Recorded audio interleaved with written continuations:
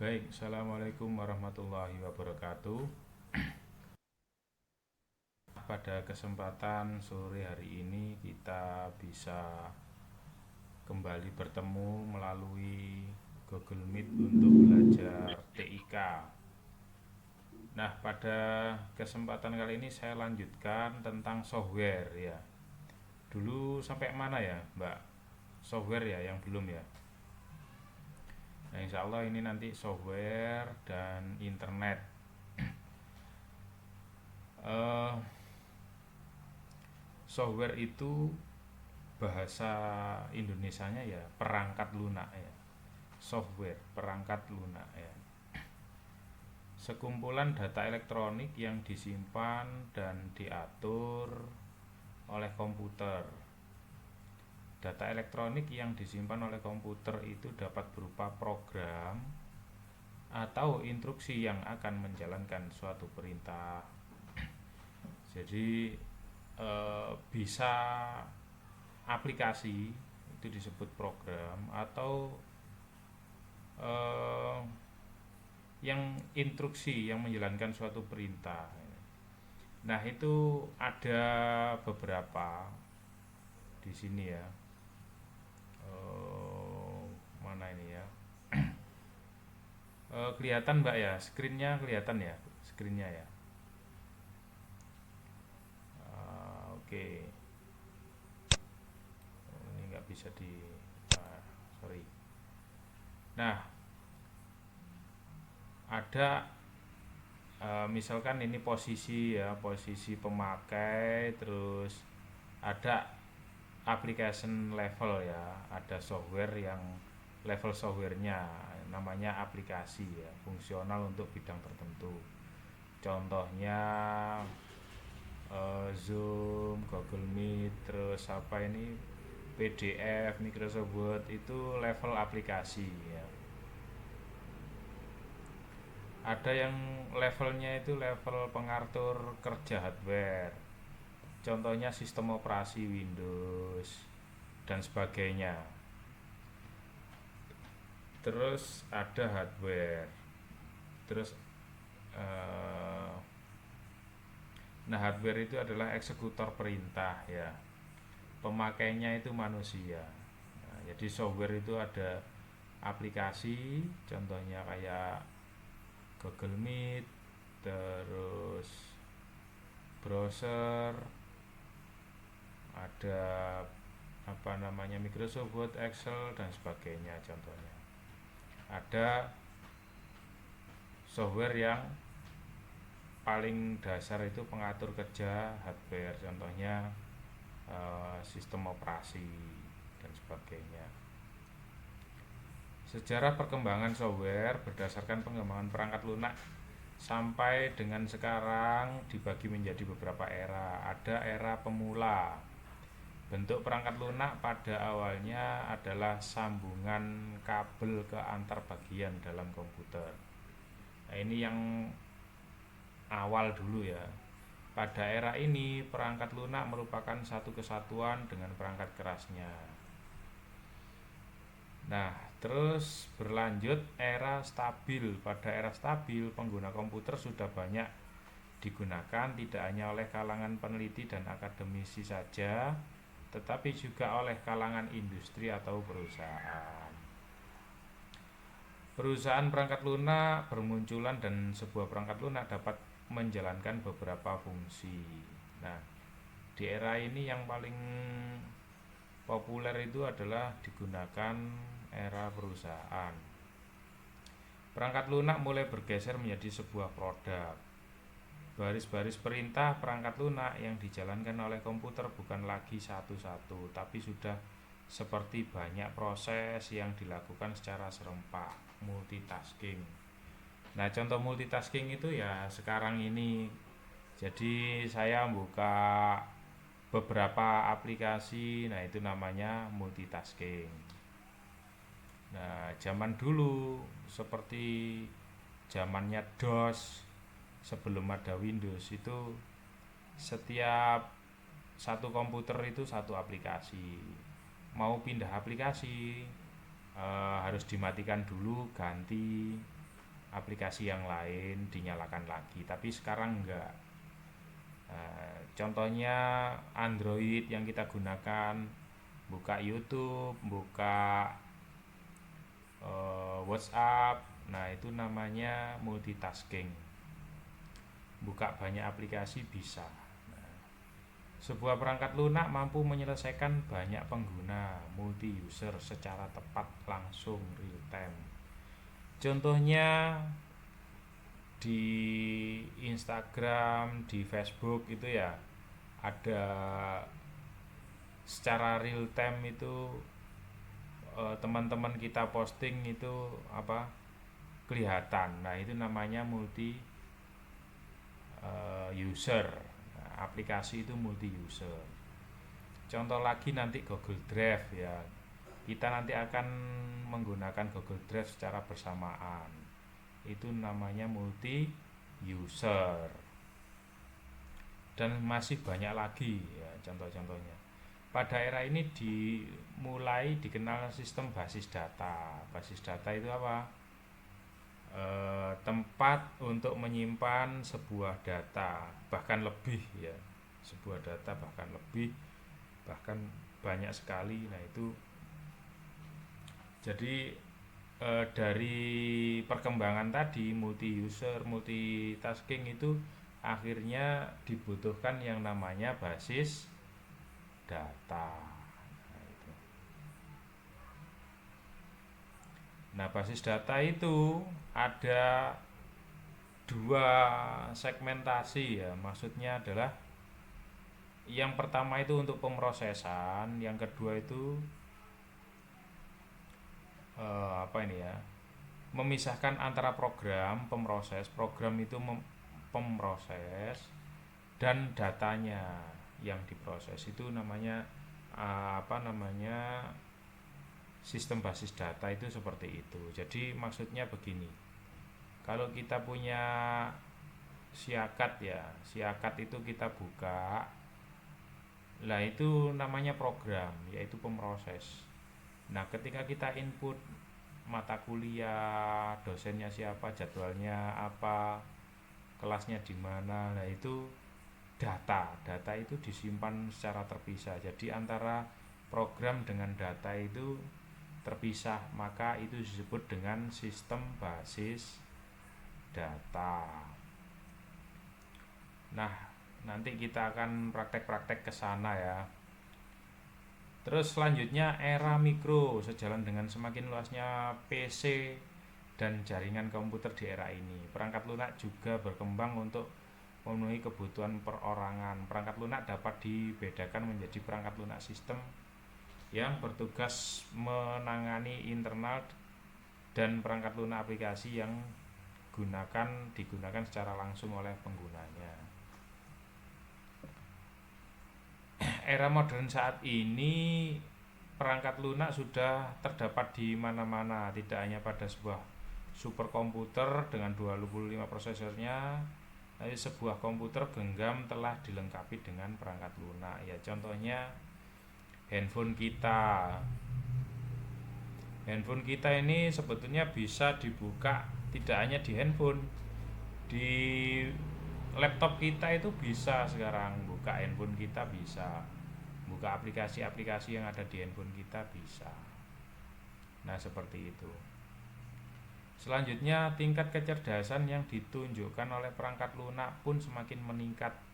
Selain permasalahan teknis, perangkat lunak sekarang mulai bisa mengenal suara dan gambar. Nah ini sekarang malah canggih lagi ya. Nah sekarang sistem operasinya ya,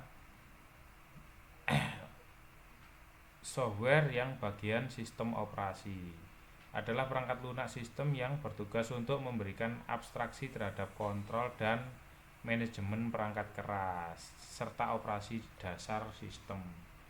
Nah jadi kita punya laptop, ada keyboard, ada mouse, ada monitor, itu semuanya tidak akan jalan kalau tidak ada perangkat lunak namanya sistem operasi. Jadi mouse kita, keyboard kita ini bisa jalan menjalankan instruksinya itu karena adanya sistem operasi. Nah, itu ya. Nah, apa saja manajemen proses? Contohnya manajemen proses itu kayak gimana? Nah, kita buka aplikasi apa saja ini eh, yang bertugas adalah manajemen proses. Terus manajemen memori, bagaimana memori ini bisa menampung sekian banyak yang perlu ditampilkan dan juga data yang disimpan. Itu manajemen memori. Ada manajemen sistem file kayak Windows Explorer, itu manajemen sistem file. Setiap sistem operasi itu beda-beda manajemen filenya. Kalau di Android itu biasanya kita buka apa di Android? Nah, di situ ada file manager. Coba dilihat-lihat manajemen filenya bagaimana. File manager. Kalau di Windows namanya Windows Explorer. Nah, contohnya seperti ini. Windows Explorer. Lah, di iPhone, di iOS itu juga beda lagi manajemen filenya. Nah, seperti itu manajemen file. Terus ada komunikasi dan jaringan. Nah, setiap sistem operasi itu memikirkan atau mengelola juga tentang komunikasi dan jaringan. Contohnya ada USB, ada port untuk LCD, ada untuk jaringan komputer, ada Bluetooth. Nah, itu komunikasi dan jaringan. Setiap sistem operasi punya fitur tersebut ya. Terus ada pengamanan sistem macam-macam, ada password, ada firewall ya, ada macam-macam ya pengamanan sistem. Utility yang lain. Terus ada user interface antarmuka. Nah, kita lihat di antarmuka Android, iPhone itu berbeda, antarmuka Windows itu berbeda. Itu namanya antarmuka. Kalau Windows ada menu start, nah, kalau di iPhone nggak ada ya. Menghidupkan iPhone cukup dengan tombol bulat itu, pakai sidik jari.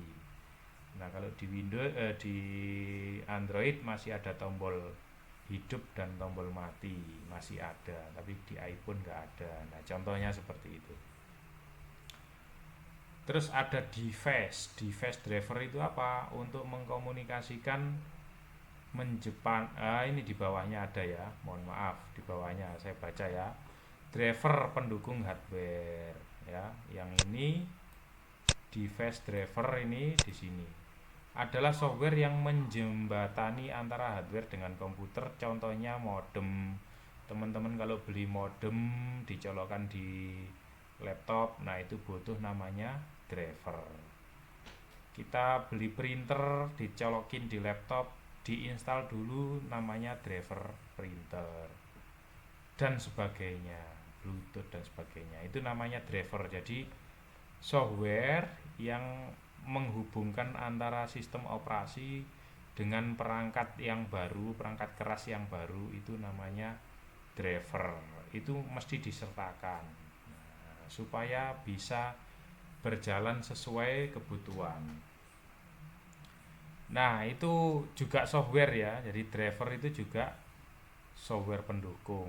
Tapi kita tidak pernah tahu apa itu software sebelumnya ya. Pokoknya kalau beli printer ya bagaimana supaya printernya bisa cuman begitu-begitu saja. Nah, di dalamnya itu ada namanya driver. Terus yang kedua ada utility ya. Utility itu sifatnya apa? Sifatnya adalah pendukung, software pendukung kebutuhan ya, yang sangat tidak atau alat ya, yang saya sangat jarang diketahui orang. Contohnya antivirus, terus arsip itu kayak WinRAR, WinZip, itu kan pendukung ya, tidak untuk memproses tapi hanya untuk mendukung saja. Beda loh ya, kayak Microsoft Word itu memproses kata, Microsoft Excel itu memproses data atau angka. Tapi kalau arsip ini tidak memproses, tapi apa? Software pendukung hanya untuk mengarsip dan sebagainya. Antivirus hanya untuk menghilangkan virus, ya. Tidak untuk memproses kebutuhan manusia, bukan gitu ya. Terus yang terakhir software aplikasi. Ini pun macam-macam, ada bahasa pemrograman. Kalau di sistem informasi, di dalam prodi sistem informasi itu yang dipelajari adalah bahasa pemrograman untuk membuat website, membuat aplikasi Android dan sebagainya, itu namanya bahasa pemrograman. Ada yang murni aplikasi yang kita gunakan ini PDF, Word, Excel, PowerPoint, nah itu aplikasi. Ada namanya program paket aplikasi. Kalau di dalam paket ini Microsoft, nah misalkan Office, nah di dalam paket Office ada Word, Excel, PowerPoint dan sebagainya, itu paket.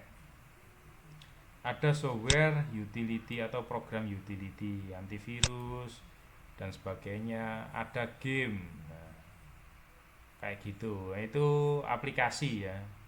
Nah, sangat berbeda dengan utility dan driver. Semuanya namanya software tapi beda fungsinya. Nah,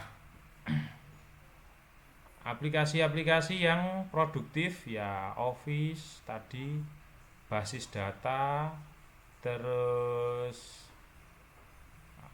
data warehouse, data mining. Nah, ini sebetulnya sangat penting tapi tidak perlu saya jelaskan, nanti sampean bingung ya. Ini tidak begitu penting buat sampean. Tapi kalau untuk anak IT itu sangat penting ya. Ini sambil berlanjut nanti ada contoh-contohnya kalau kita menggunakan aplikasi saja. Terus ada alat untuk mengembangkan aplikasi. Nah, ada namanya IDE, Integrated Development Environment. Bahasa pemrograman itu biasanya dibuat di aplikasi namanya IDE, atau boleh editor program, atau di dalamnya itu ada IDE, itu di dalamnya mohon maaf ada editor program, ada compiler, ada debugger, ada profiler, banyak sekali ya. Nah, ini kita lewati saja ya. Ada aplikasi game ya, semuanya bisa download game di Androidnya. Ada aplikasi internet. Nah, internet itu terdiri dari, untuk bisa buka internet itu apa saja, ada browser, ada file sharing, ada upload download email, instant messenger dan sebagainya. Terus ada multimedia, ada media player dan sebagainya. Ini multimedia, ini juga software juga. Nah, itu ya. Nah, sekarang mungkin ada pertanyaan, dipersilahkan. Ada pertanyaan nggak untuk software? Ada pertanyaan nggak? Nggak ada ya.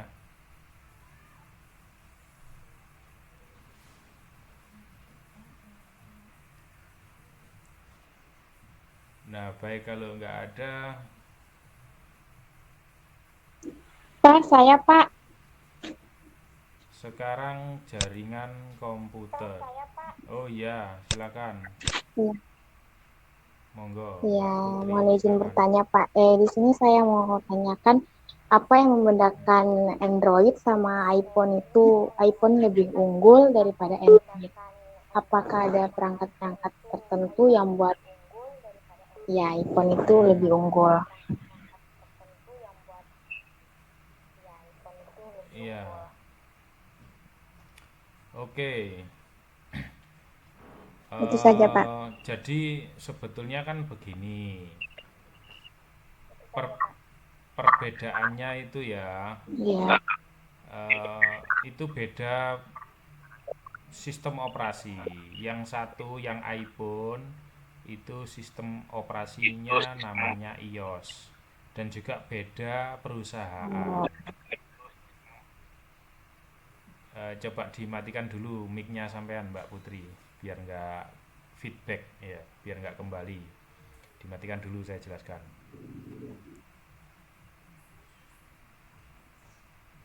iPhone itu diciptakan oleh perusahaan namanya Apple ya. Nah, perusahaan tersebut memang sangat bagus, sangat luar biasa. Dia punya orientasi sendiri. Orientasinya iPhone itu tidak boleh eh, apa ya, kalau di Android itu namanya publik lisensi, Mbak. Publik lisensi itu bisa dikembangkan oleh orang-orang di luar perusahaan, Mbak. Tapi kalau di iPhone itu tidak bisa dikembangkan oleh orang-orang yang di luar perusahaan. Jadi maksudnya itu sangat tertutup. Nah, hebatnya di situ, sehingga apa? Orang itu tidak mudah untuk membuat misalkan virusnya iPhone, tidak bisa crack atau membajak iPhone, katakanlah begitu, karena di sangat tertutup, tidak boleh dipublikasi. Nah, kalau Android, Mbak, Android itu sistem operasi yang sifatnya terbuka.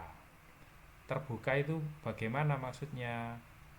Orang lain selain perusahaan itu boleh mengembangkan aplikasinya. Namanya itu open source, Mbak. Open source itu sumber yang dibuka, sumber yang terbuka, Mbak. Sumber yang terbuka itu boleh siapapun bisa mengembangkannya. Itu jadi ada plus minusnya, semua ada kekurangan dan kelebihannya. Yang terbuka seperti Android akhirnya, karena terbuka akhirnya harganya lebih murah daripada iPhone. Terus pengembangnya banyak karena bisa dikembangkan oleh banyak orang, maka aplikasi apapun itu sifatnya free, ya, sifatnya bebas di-download, dipasang, di-delete, nah gitu. Tapi kekurangannya yaitu kurang apa? Kurang elegan, sehingga orang itu menganggap Android itu murahan gitu ya, kurang elegan. Tapi kalau di Apple, karena dibuat murni dari perusahaan Apple ya, iPhone, MacBook itu, sehingga menjadi elegan, Mbak. Tidak semua orang bisa menggunakannya, itu bedanya, Mbak ya. Itu saja, baik Kak, terima silakan Mbak kasih. bertanya lagi. Ya, sama-sama.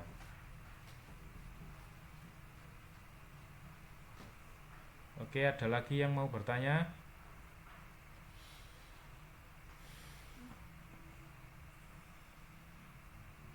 Kalau tidak ada, saya lanjutkan jaringan komputernya. Ini ke arah internet ya. Jadi jaringan komputer itu pengertiannya itu sederhana sekali. Ada dua komputer atau lebih itu yang saling terhubung, itu disebut jaringan komputer. Kalau zaman saya kuliah dulu, itu persepsi saya itu ada penghubungnya, contohnya kabel. Jadi satu komputer dengan satu komputer yang lain itu terhubung dengan kabel, itu namanya jaringan komputer. Tapi zaman sekarang itu sudah tidak lagi seperti itu. Nah, katakanlah kita menggunakan WiFi, itu juga jaringan komputer. Jadi wireless fidelity atau WiFi itu adalah perangkat untuk menghubungkan satu komputer ke komputer yang lain. Nah, itu pengertian jaringan komputer seperti itu. Atau internet paket data. Ini ya, kita ada yang menggunakan handphone, ada yang menggunakan laptop. Saya ini menggunakan laptop, teman-teman menggunakan handphone. Itu sudah disebut dengan jaringan komputer karena menggunakan internet. Nah, paham ya? Nah, sekarang seperti itu. Kalau zaman dulu masih jarang orang menggunakan internet, ya taunya komputer terhubung dengan kabel, itu saja. Nah, oke.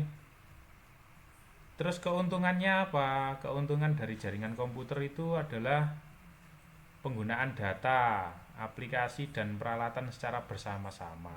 Contohnya, teman-teman saya bisa presentasi di sini, teman-teman bisa mengetahui. Nah, itu namanya penggunaan data atau aplikasi itu digunakan bersama-sama. Atau teman-teman misalkan menggunakan print ya, print. Nah, ada printer, teman-teman menggunakannya bersama-sama, itu namanya peralatan yang digunakan bersama-sama. Itu keuntungannya. Terus akses jaringan menggunakan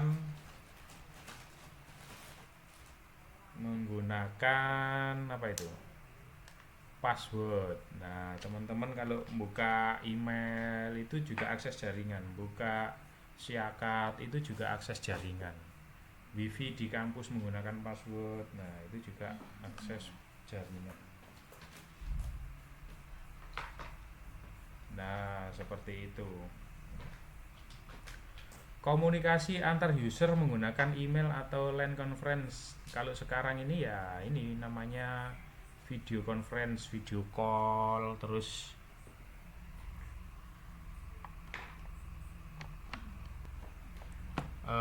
menggunakan Google Meet, Zoom. Nah, itu komunikasi menggunakan jaringan. Manajemen data yang tersentralisasi seorang supervisor atau administrator. Nah, manajemen data kayak itu Siakat, atau kalau di rumah sakit itu ada data pasien itu dalam satu server, tapi apa dilakukan oleh beberapa administrator. Terus keuntungan yang lain itu data yang selalu up to date. Maksudnya adalah data itu terus dilakukan perkembangan yang terbaru. Nah, misalkan kalau di dunia kesehatan, pasien ini perkembangannya bagaimana? Oh, hari pertama masih belum bisa bangun, hari kedua sudah bisa bangun dalam arti duduk, hari ketiga sudah bisa jalan-jalan, katakanlah. Nah, itu namanya up to date. Nah, data-data tersebut, informasi tersebut itu diupdate secara real time. Contohnya misalkan seperti itu. Terus selanjutnya ada sistem keamanan ya. Data umum dapat dipakai bersama-sama, data-data rahasia diproteksi, akses ditentukan oleh administrator. Contohnya seperti apa?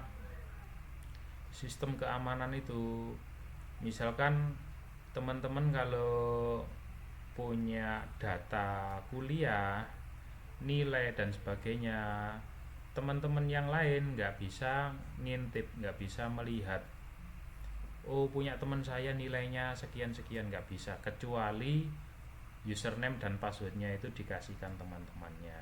Nah, gitu. Itu namanya sistem keamanan ya.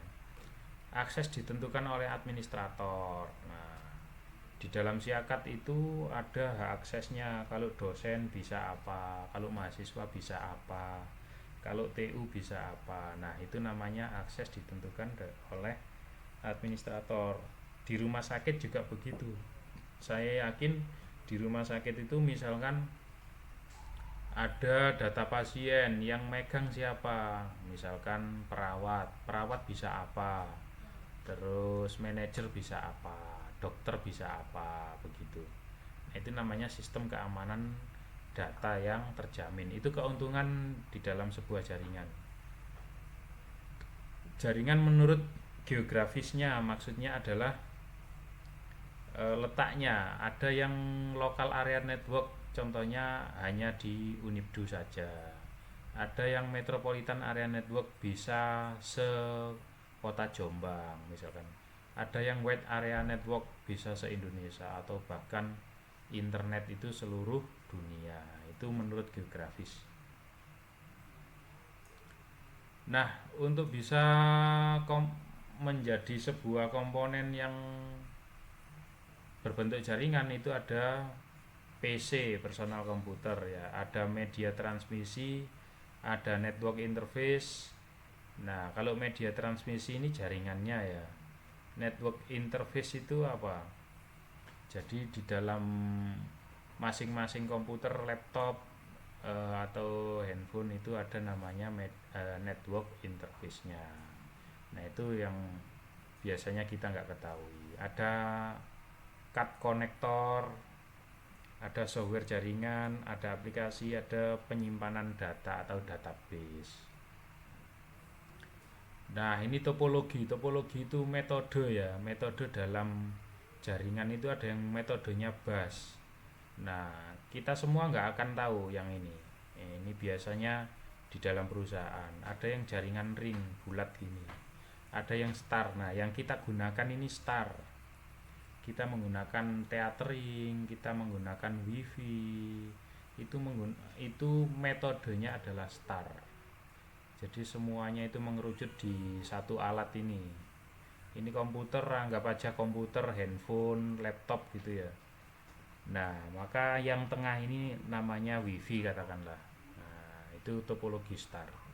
Tapi kalau yang seperti ini, topologi bus, ring sudah tidak digunakan lagi karena kurang efektif dan efisien. Terus teknologi nirkabel yang tanpa jaring, maksudnya tanpa kabel ya, jaringan tanpa kabel ya, handphone, infrared, bluetooth, wifi. Nah, itu semuanya adalah jaringan tanpa kabel atau disebut nirkabel gitu ya. Oke, sampai di sini menuju ke internet ya. Kita 10 menit lagi lah ya, biar 1 jam.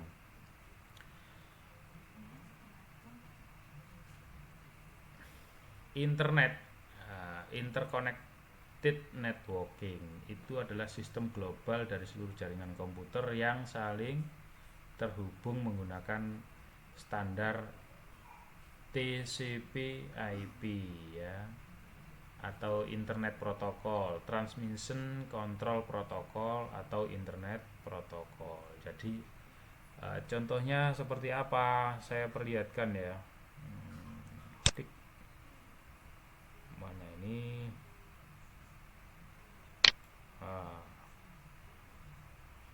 Kayaknya sulit ini. Nah, TCP/IP saya perlihatkan di sini, semoga bisa ya.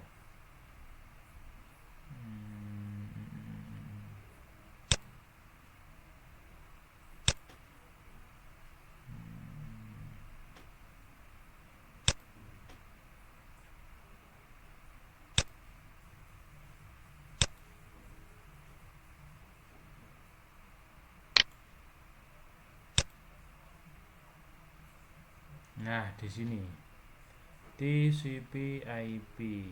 Nah, Internet Protocol. Nah, ini di sini. Ya. Internet Protocol. Nah, ada versinya. Properties. Nah, ini.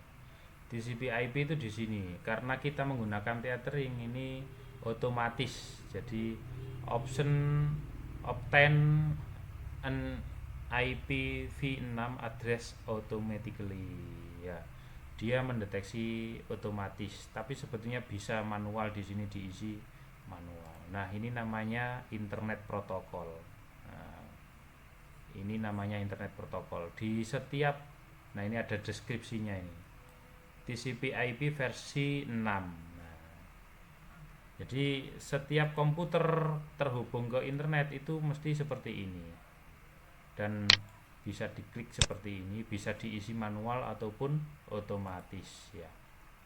Nah, itu salah satu contoh. Meskipun di handphone sebetulnya sama ya. Meskipun di handphone sebetulnya sama. Itu internet. Kalau tidak ada itu, kita tidak bisa mengakses internet. Awal mula internet, nah itu proyeknya Amerika ya, tahun 1969, saat itu namanya Departemen Pertahanan DoD Amerika mendanai sebuah proyek namanya ARPA, Advanced Research Project Agency. Penelitian ini bertujuan untuk membangun jaringan komputer berskala nasional hanya untuk Amerika saja, yang memungkinkan agen-agen pemerintah dan militer saling berkomunikasi. Selama tahun 1960 sampai 70, teknologi jaringan komputer semakin berkembang, yaitu LAN, WAN tadi ya, sampai TCP/IP sampai internet. Nah, di dalam internet kita perlu tahu ada namanya domain. Tahu domain ya? Domain. Nah, domain itu kayak Jombang Go ID, eh, kedaiberita.com, unibdu AC ID. Nah, itu namanya domain. Kalau .com itu menunjukkan komersil, kalau .go itu company perusahaan, kalau org organisasi, .go itu adalah pemerintahan, AC itu akademik, edu education, militer, ID Indonesia dan sebagainya. Cara belinya bagaimana? Saya tunjukkan ya, saya kasih tahu ya. ID web host, ID web host. Nah, kalau mau beli domain misalkan namanya sendiri Mbak Fitri tadi ya atau Mbak Iza, itu bisa beli di sini. Masukkan di sini, klik cari. Nah, harganya di mana? Nah, mana ini? Oh, nggak kelihatan. Bentar. Kita cari di sini domain, klik. Nah, domain. Nah, ini ya. .com harganya 129.900. 130-an lah ya. Nah, ini ada .com, .net, .info, .xyz, .id, .co.id. Nah, dan seterusnya. Nah, ini harga domain populer. Bisa beli di sini ya. ID web host atau macam-macam, atau rumah web. Rumah web. Banyak sekali jasa untuk melayani beli domain. Jadi teman-teman kalau kepingin punya website sendiri secara pribadi, beli domainnya di sini. Tapi harus tahu, maksudnya harus tahu apa ya tadi. Nah, ini kalau kalau apa namanya, rumah web seperti ini. Bentar ya. Domain. Nah, klik nggak mau jalan. Nah, pokoknya di sinilah. Jadi ini itu komersil kayak tokopedia.com. Nah, unibdu.ac.id di sini akademik. Nah, harus tahu maksudnya. Jangan sampai ngawur.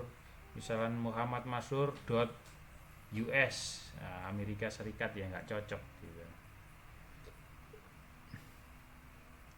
Nah, untuk bisa mengakses domain kita butuh browser ya. Nah, browser Mozilla atau apalagi ada Google Chrome, ada Internet Explorer, ada Opera dan sebagainya. Itu browser. Nah, dan sebagainya. Terus ada email ya, kita tahu semua fungsi dan kinerjanya email ya. Nah, terus apa lagi? Chatting. Nah, ini kalau dulu itu Yahoo Messenger seperti ini kalau dulu. Sekarang sudah nggak digunakan lagi. Nah, itu bentuk-bentuk internet. Sekarang ada cloud computing juga. Nah, mungkin sampai di sini dulu, silakan bertanya sebelum saya akhiri.